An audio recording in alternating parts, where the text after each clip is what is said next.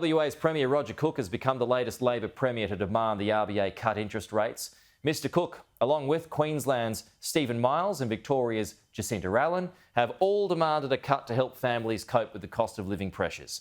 The RBA will meet for the first time this year next Tuesday and is expected to keep rates on hold. New segment for us this year, folks, where we'll test the views of politicians to see how they compare from the regions to the city. National Senator Bridget McKenzie and the Independent MP Zali Steggall. Good morning to you. Let's start with that story right there. These three Labor premiers demanding the RBA cut interest rates next week, completely out of their lane. But here we are. Bridget, what do you think about these premiers basically bullying the RBA, or trying to? Yeah, absolutely, Pete. Great to be with you and your viewers.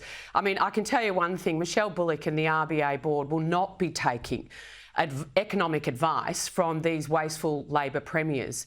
It's like the arsonist actually getting on the phone and calling the fire brigade to come in. These are the guys and girls that have spent like drunken sailors. In my own home state here in Victoria, we're going to have a debt in excess of $180 billion in a couple of years, thanks to Dan Andrews and Jacinta Allen. So the RBA is going to take a very measured approach, as they should, and they shouldn't be bullied, they shouldn't be coerced, they shouldn't be cajoled by premiers and other politicians who are just seeking to make political gains out of it. Zali, what are your thoughts on this? The premiers have no power in this, but is it an unnecessary distraction for Michelle Bullock, or are you with them and you think there should be cuts? Well, you'll have Bridget and I agreeing on this. The beauty about the RBA, the Reserve Bank, is it's an independent body, and it's very important for that. We've just had a review, in fact, of the powers of the Reserve Bank and the RBA in the importance of its independence so that it can manage that policy and interest rates. So whilst I know we are all struggling and many in the community are hurting from the interest rate rises, they are absolutely independent of government. And so it's really important that governments, state governments and federal government focus on the policies they can control when it comes to assisting cost of living and the pressures on inflation. But no, the RBA is it's its own responsibility when it comes to the interest rates. OK, Zali, since we last spoke, are you any more or less likely to support Labor's rejigged tax cuts? Well, I guess since we last spoke, it's been interesting to hear the commentary of understanding where the coalition's going to sit on this. I understand many, actually in the Nationals, Bridget can maybe inform us, that there is a moving view from the coalition. So I still haven't seen any draft legislation from the government. I understand there's negotiations with the Greens and the coalition. So I really want to see where these land. But I should say, Peter, I'm getting lots of great feedback from the community.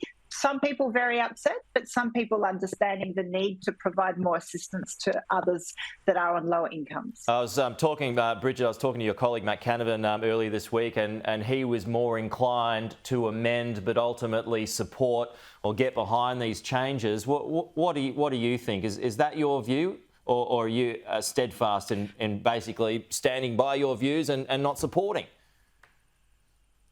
Well, Pete, these were structural changes to actually address bracket creep, and unfortunately the government's plan does nothing to address bracket creep in this country, and we're going to see another 1 million Australian workers paying more tax as a result heading into 2030 than the plan that is currently legislated. And it does nothing to deal with inflation, which is what everyone that's a mortgage holder or a renter is paying a crippling cost for right now. When it comes to the plan, Shadow Cabinet's going to consider it.